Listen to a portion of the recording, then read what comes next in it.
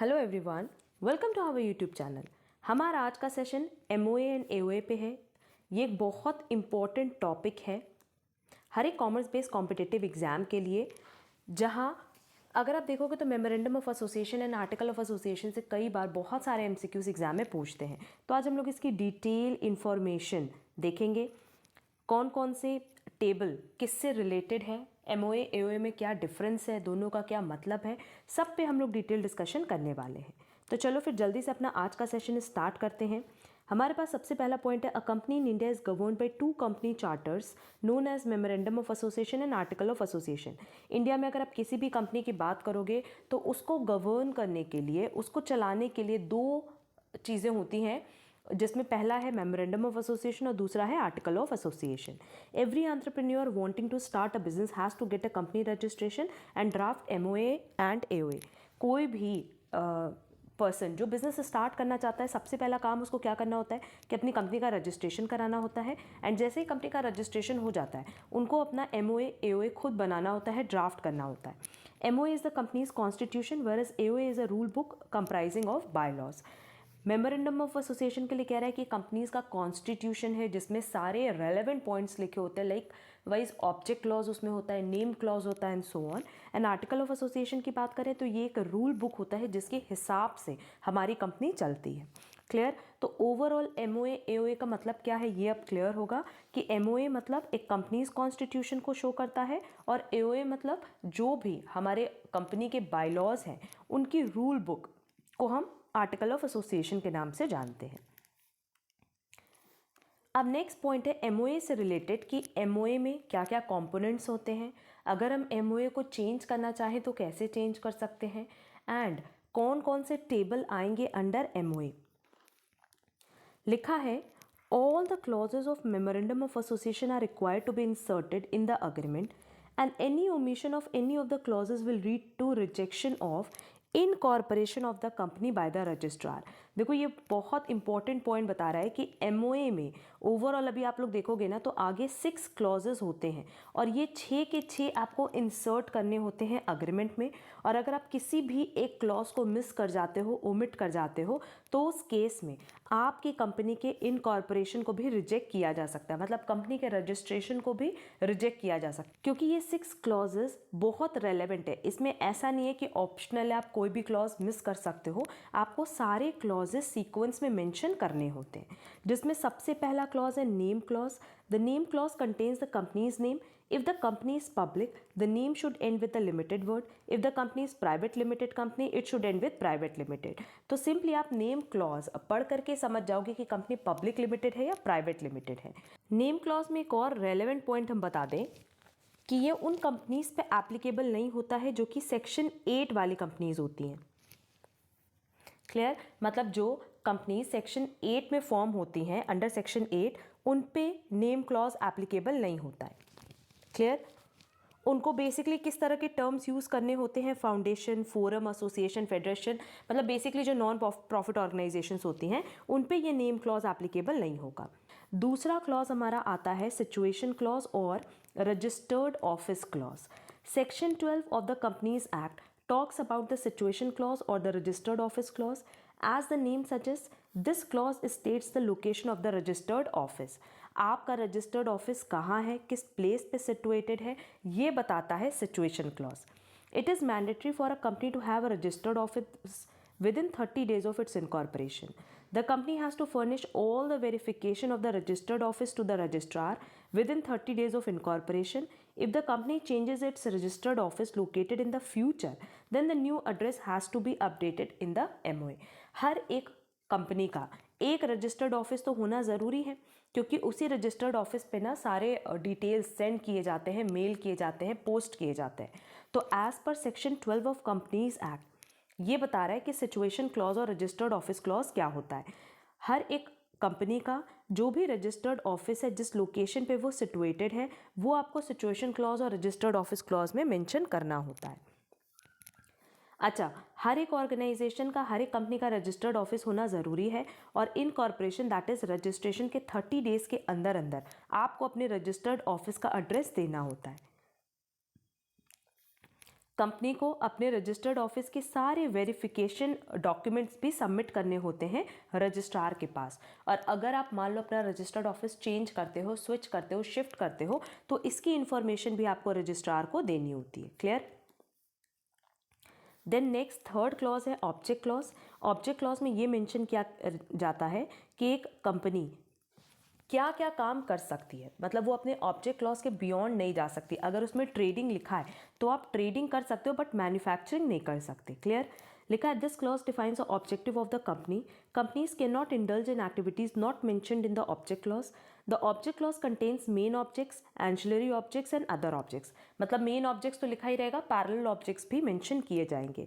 If any company indulges in the activities beyond the scope of MOA it will termed as ultra vires and it can not be further ratified by the members.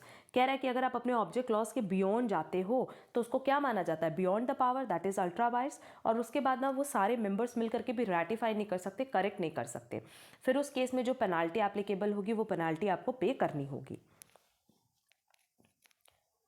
Clear? तो कोई भी company अपने object clause के beyond नहीं जा सकती, और अगर आप ऑब्जेक्ट क्लॉज के बियॉन्ड जा रहे हो तो क्योंकि वो आपके पावर के बियॉन्ड माना जाएगा एंड उसको करेक्ट नहीं किया जा सकता, उसको लीगल नहीं बनाया जा सकता। Next, liability clause. The liability clause determines the liability of each member. It is different for different companies and varies if the company is limited, unlimited, and state owned. The liability clause mentions the extent of accountability of business partners if there is a loss.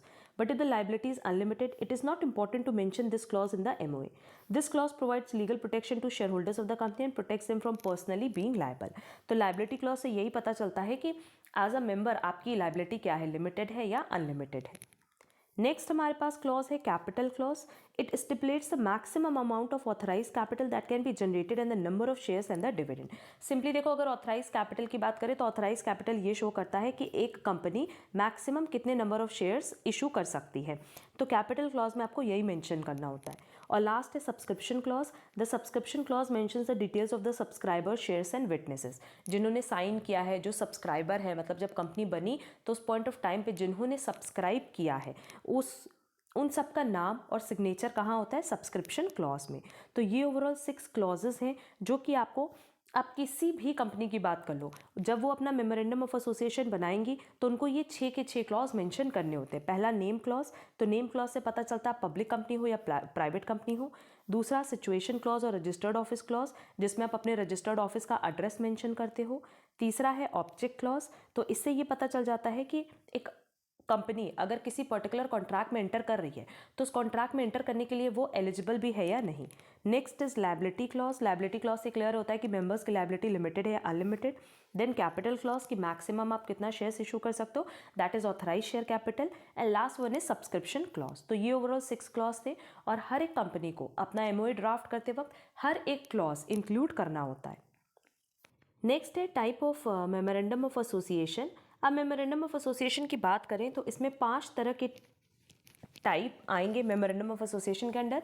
Table A, table B, table C, table D, table E. इन table से आप ये recognise कर सकते हो कि वो किस तरह की कंपनी है। मतलब अगर आप जैसे मान लो लिमिटेड कंपनी हो तो आप सिंपली क्या करोगे, टेबल ए में अपना मेमोरेंडम ऑफ एसोसिएशन ड्राफ्ट करोगे। तो इससे ये क्लियर हो जाता है कि आप किस तरह की कंपनी हो, company limited by shares. One should formulate the MOA in accordance with the respective forms mentioned under tables A, B, C, D and E of schedule 1 of the companies act 2013। अब देखो table A में कौन सी company होगी, company is limited by share. अगर company limited by guarantee है not having share capital तो table B, and limited by guarantee having share capital है तो टेबल सी। अगर आप अनलिमिटेड कंपनी हो नॉट हैविंग शेयर कैपिटल तो table D, and unlimited company having share capital table E. ये सारे table आप लोग को लर्न करने और बहुत ही सिंपली लर्न हो जाते हैं क्योंकि 2 तरह की कंपनी होती है, एक लिमिटेड कंपनी, एक अनलिमिटेड कंपनी। लिमिटेड में भी फर्दर 2 होगी, एक बाय गारंटी और एक बाय शेयर। तो अगर बाय शेयर है, लिमिटेड बाय शेयर है तो table A, limited by guarantee है तो टेबल बी, टेबल सी, और अनलिमिटेड कंपनी के लिए table D, table E. Clear? Next is alteration in memorandum. अब कई बार आपको अपने मेमोरेंडम ऑफ एसोसिएशन में चेंज करना होता है। जैसे कई बार आपने अपना रजिस्टर्ड ऑफिस चेंज किया या हो सकता है ऑथराइज शेयर कैपिटल चेंज करो, तो उस केस में क्या रूल है कह रहा है company can alter the MOA by special resolution and after complying with section 13 of the companies act. मतलब अगर आपको एमओए में किसी भी तरह का कोई अमेंडमेंट करना है, ऑल्टरेशन करना है, तो आपको स्पेशल रेजोल्यूशन पास करना होता है and section 13 of companies act के सारे रूल्स फॉलो करने होते हैं। Form MGT 14 is required to be filed pursuant to section 61 of the companies act for filing special resolution for alteration in MOA. अगर MOA में ऑल्टरेशन करना है तो स्पेशल रेजोल्यूशन फाइल करना होगा और स्पेशल रेजोल्यूशन के लिए आपको फॉर्म MGT 14 फिल करना होगा। This resolution has to be filed after passing it in the meeting of the share holder board और creditors. Section 61 states that a limited company can alter the MOA in its general meeting to increase the authorized share capital and subdivided shares, cancel shares were not taken, consolidate and divide share capital into shares of a large amount than its existing shares. They can also convert fully paid up shares into stocks and vice versa. Section 61 में कह रहा है कि जो limited company होती है अगर वो चाहे तो वो अपना मेमोरेंडम ऑफ एसोसिएशन ऑल्टर कर सकती है और मेमोरेंडम ऑफ एसोसिएशन ऑल्टर करने के लिए उनको सिर्फ जर्नल मीटिंग में ही अपना इंटेंशन बताना होगा। और ये किससे रिलेटेड हो सकता है कि अगर आपको ऑथराइज शेयर कैपिटल इंक्रीज करना है या अपने शेयर्स को सब डिवाइड करना है, कंसोलिडेट करना है, डिवाइड करना है, तो उस केस में आप सीधे सीधे जर्नल मीटिंग में ही ऑल्टरेशन कर सकते हो। क्लियर? बट इसकी कुछ पॉइंट्स याद रखने हैं कि आप लिमिटेड कंपनी होने चाहिए और आपको ऑल्टरेशन किस में करना है? Only in authorise share capital. Clear? तो ये ओवरऑल ऑल्टरेशन इन मेमोरेंडम था। इतना याद रखना कि मेमोरेंडम ऑफ एसोसिएशन में हम लोग ऑल्टरेशन कर सकते हैं, बट ऑल्टरेशन के लिए आपको स्पेशल रेजोल्यूशन पास करना होता है और सेक्शन 13 फॉलो करना होता है। क्लियर? अब नेक्स्ट टॉपिक हमारा है आर्टिकल ऑफ एसोसिएशन। क्या होता है वो हमने बता दिया कि वो उसमें रूल्स कंटेन किए जाते हैं जो भी हम कंपनी में फॉलो करते हैं। अब ये देखेंगे कि क्या क्या कंपोनेंट्स हैं आर्टिकल ऑफ एसोसिएशन के, फिर हम ये देखेंगे कि आर्टिकल ऑफ एसोसिएशन के कितने टाइप्स होते हैं और कैसे उसमें ऑल्टरेशन किया जा सकता है। अब चलेंगे नेक्स्ट टॉपिक पे जो कि है कंपोनेंट्स ऑफ एओए। जैसे हमने देखा कि एमओए में 6 क्लॉज होते हैं जिनको मेंशन करना मैंडेटरी है, बट एओए में ऐसा नहीं होता है। इसके कंपोनेंट्स आप फ्लक्चुएट कर सकते हो। लिखा है the article of association does not have specific mandatory clauses, they are drafted as per the requirement of the company. Some of the most important clauses of article of association are, तो देखो simply first point में ये चीज़ mention कर दिया कि no doubt memorandum of association की बात करें तो उनमें तो क्लॉजेस फिक्स हैं भाई, आपको उसी सीक्वेंस में चीज़ें मेंशन करनी है। अगर कोई क्लॉज आप मिस कर जाते हो तो आपकी कंपनी का रजिस्ट्रेशन तक कैंसिल हो सकता है। बट आर्टिकल ऑफ एसोसिएशन में कुछ भी ऐसे स्पेसिफिक मैंडेटरी क्लॉजेस नहीं है, तो आप अपने कंपनी के रिक्वायरमेंट के अकॉर्डिंग कोई भी क्लॉज मेंशन कर सकते हो, किसी भी सीक्वेंस में मेंशन कर सकते हो और चाहो तो कोई मिस भी कर सकते हो। उसकी वजह से कंपनी के रजिस्ट्रेशन पे कोई फर्क नहीं पड़ने वाला। सबसे पहला पॉइंट है कंपनी डेफिनेशन, जो जर्नली आप देखोगे कि हर कंपनी के आर्टिकल ऑफ एसोसिएशन में होता है। This clause defines a company whether it's a private limited company और a public limited company. Then share capital and alteration of share capital. In this clause the share capital details are mentioned like the classes of shares and valuation, lien, call, transfer, transmission, forfeiture of shares. Moreover, the company can alter the share capital depending on the needs of the company by passing a special or ordinary resolution. तो सबसे पहला हो गया कि company definition दी रहती है, दूसरा share capital and alteration of share capital.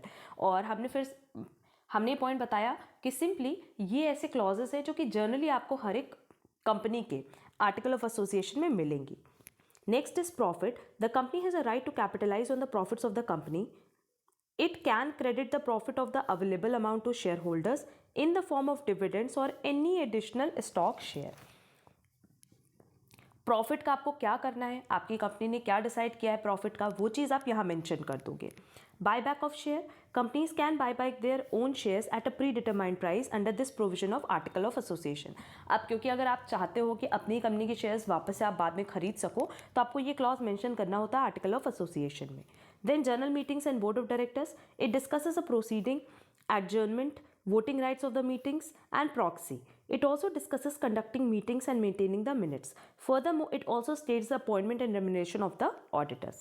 Next is accounts and dividends. This clause stipulates the manner of keeping the books of accounts. The article of association provides a distribution of dividends to the shareholders. कैसे accounts maintain करना है, कैसे dividend distribute करना है, ये point भी आप mention कर सकते हो। Indemnity clause. Every member of the company has a right to indemnified out of the assets of the company against the liabilities incurred by him. अगर किसी भी लाइबिलिटी के लिए किसी पर्टिकुलर मेंबर ने पेमेंट किया है तो उनका राइट है कि वो कंपनी के एसेट से उसको इंडेमनीफाई कर सके, रिकवर कर सके। ये क्लॉज भी आप मेंशन कर सकते हो आर्टिकल ऑफ एसोसिएशन में। Winding up of the company, a company can wind up voluntarily और through compulsory winding up under the companies act 2013। This clause states the winding up process. ये point में आप ये mention करते हो कि अगर कल को कंपनी को बंद करना है तो कैसे बंद किया जा सकता है, खुद से डिसाइड करके या कोर्ट की परमिशन लेके एंड सो ऑन। क्लियर? तो ये कुछ ऐसे बेसिक क्लॉजेस थे जो कि आप जर्नली आर्टिकल ऑफ एसोसिएशन में देखोगे, बट अगर इसमें से कोई मिस भी हो जाता, अगर आप कोई पॉइंट नहीं भी इंक्लूड करते हो तो भी कोई प्रॉब्लम नहीं होगी कंपनी के रजिस्ट्रेशन में। Next is alteration of article. अब अगर हमें आर्टिकल ऑफ एसोसिएशन में किसी भी तरह का कोई चेंजेस करना होगा तो हम कैसे कर सकते हैं? A company can alter the article of association by special resolution in case there is a conversion of a private company into a public company और vice versa. The company has to file a copy of the order of the government approving the alteration with the registrar along with the altered articles within 15 days. अब कह रहा है कि अगर company को अपने article of association में change करना है तो बाकी केसेस में वो ऑर्डिनरी रेजोल्यूशन के थ्रू ऑल्ट्रेशन कर सकती है। बट अगर कंपनी को प्राइवेट कंपनी से पब्लिक कंपनी में कन्वर्ट होना है या पब्लिक कंपनी से प्राइवेट कंपनी में कन्वर्ट होना है तब उनको स्पेशल रेजोल्यूशन पास करना होता है। क्लियर? कंपनी को जो copy of the order of government है अप्रूविंग द ऑल्टरेशन उसको भी फाइल करना होता है रजिस्ट्रार के पास along with the altered articles within 15 days. तो देखो अगर इस पैराग्राफ में कुछ भी मेंशन नहीं किया इसका मतलब यह है कि बाकी केसेस में आप जनरल रेजोल्यूशन की हेल्प ले सकते हो एक्सेप्ट इन दिस केस। इस केस में जहां आपको कन्वर्जन करना है वहां आपको स्पेशल रेजोल्यूशन की जरूरत होती है। नेक्स्ट हमारा types of article of association. ना अगर हम लोग आर्टिकल्स ऑफ एसोसिएशन की बात करें तो इसमें भी 5 टाइप के ही टेबल्स है FGHIJ, और इससे भी आप यही रिकॉग्नाइज कर सकते हो कि वो पर्टिकुलर कंपनी कौन सी है। अगेन अगर लिमिटेड कंपनी है तो टेबल FGH और अगर अनलिमिटेड है तो IG। अच्छा, लिमिटेड बाय शेयर्स है तो F, company limited by guarantee and having a share capital table G, company limited by guarantee and not having a share capital table H, unlimited company having a share capital, unlimited company not having a share capital table G। बस इतना याद रखना कि उसमें पहले जो हमने पढ़ा था नॉट हैविंग शेयर कैपिटल था और बाद में हैविंग शेयर कैपिटल था, इसमें जस्ट ये चीज रिवर्स है। तो बस ये पॉइंट आप लोग लर्न कर लेना। Next point is effect of memorandum and article of association. Section 10 of Companies Act states that when the MOA and AOA are registered, they become binding on the company as well as its members. अगर आपने MOA and AOA company का बनाया, वैसे भी बनता ही है, MOA तो आप बनाओगे विद 6 क्लॉजेस एंड AOA में आप जो भी पॉइंट्स मेंशन कर रहे हो, ये बनाने के बाद एज पर सेक्शन 10, मतलब सेक्शन 10 ये कहता है कंपनीज एक्ट का कि कंप्लीटली कंपनी पे और उनके मेंबर्स पे बाइंड होगा। जो उसमें मेंशन होगा वो कंपनी को और कंपनी के मेंबर्स को फॉलो करना होगा। क्लियर? अब हमारा आज का लास्ट टॉपिक है difference between MOA and AOA। इससे बहुत सारे MCQs बनते हैं तो हर एक पॉइंट आपके एग्जाम के लिए रेलेवेंट है। अब देखो हमारा सबसे रेलेवेंट टॉपिक है difference between MOA and AOA। सबसे पहले मेमोरेंडम ऑफ एसोसिएशन पे एक पॉइंट बता दें कि मेमोरेंडम ऑफ एसोसिएशन एक पब्लिक डॉक्यूमेंट है, ये लर्न रखना क्योंकि इससे MCQ एग्जाम में बनता है। ये एक पब्लिक डॉक्यूमेंट है और ये सेक्शन 399 के अकॉर्डिंग बनाया जाता है of the companies act 2013। Clear? Memorandum of association में हम लोग क्या इंक्लूड करते हैं? Powers and rights of the companies, and article of association में रूल्स ऑफ द कंपनी। लिखा भी है देखो इंग्रेडिएंट में, it contains a fundamental of the companies, मतलब क्या पावर है क्या राइट्स है ये इंक्लूड करता है, but article of association rules and regulations of the company को इंक्लूड करता है। Next is registration. MOA must be registered on the incorporation of the company. जैसे ही कंपनी का रजिस्ट्रेशन होगा आपको MOA बनाना होगा। द AOA मे और may not be registered on the incorporation, क्योंकि ये आप इनकॉर्पोरेशन के बाद भी बना सकते हो, इसीलिए इसके लिए कोई भी ऐसा रेलेवेंट क्लॉज नहीं है कि AOA आपको रजिस्ट्रेशन के जस्ट बाद फॉर्म करना मैंडेटरी है। क्लियर? नेक्स्ट सुपीरियरिटी पॉइंट है, it is a supreme document जिसको हम लोग पब्लिक डॉक्यूमेंट भी कहते हैं, which states a power, objects and constraint of the company. Company की क्या पावर है, क्या ऑब्जेक्ट है और क्या कमी है, सब कुछ आपको किसमें मिल जाएगा? मेमोरेंडम ऑफ एसोसिएशन में। Further it also controls the articles of association. But अगर हम लोग on the other hand article of association की बात करें, it is subordinate to the MOA and stipulates the rules of the company. It also describes the duties, rights and liabilities of the individuals who are associated with the company. If any article is in violation of MOA, then it is a invalid.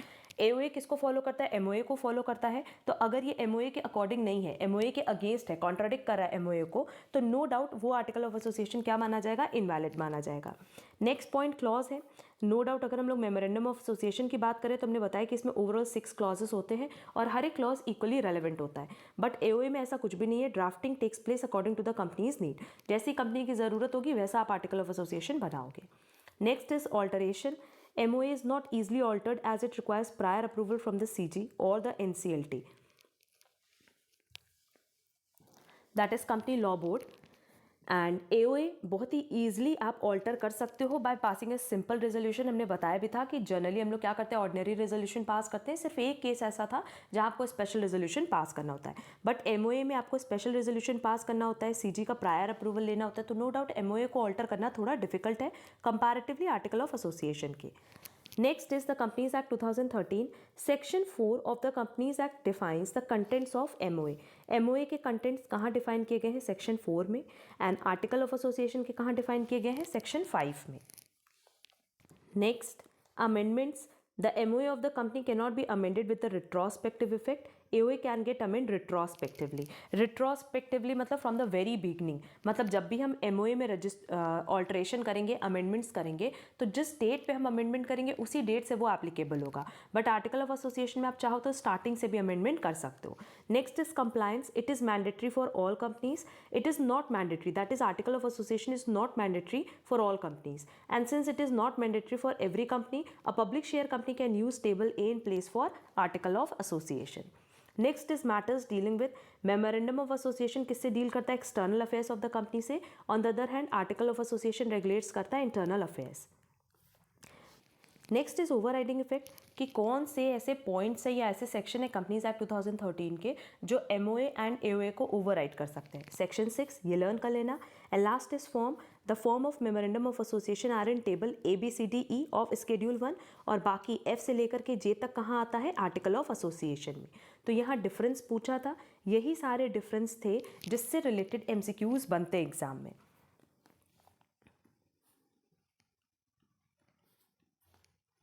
हम उम्मीद करते हैं कि आपको सारे points बहुत अच्छे से समझ आए होंगे, और memorandum of association and article of association हर एक कॉमर्स बेस्ड कॉम्पिटेटिव एग्जाम के लिए इक्वली रेलेवेंट है। तो सारे पॉइंट्स बहुत अच्छे से रीड कर लेना। कहीं पे भी कोई डाउट होगा तो आप कमेंट बॉक्स में कमेंट करके पूछ सकते हो। साथ ही साथ आप हमसे टेलीग्राम पर भी कनेक्ट कर सकते हो, जिसकी लिंक आपको डिस्क्रिप्शन बॉक्स में दी गई है। आज की क्लास का नोट्स भी आपको हमारे टेलीग्राम चैनल पर मिल जाएगा। अगर आप हमारे चैनल पर नए हो तो चैनल सब्सक्राइब जरूर कर लेना, सो दैट आगे की क्लासेस की नोटिफिकेशन आपको टाइमली मिल पाए। एंड अगर आपको आज का क्लास यूजफुल लगा है तो वीडियो को लाइक कमेंट शेयर जरूर करना। अब हम लोग मिलेंगे हमारी नेक्स्ट क्लास में। आज के लिए बस इतना। Thank you so much.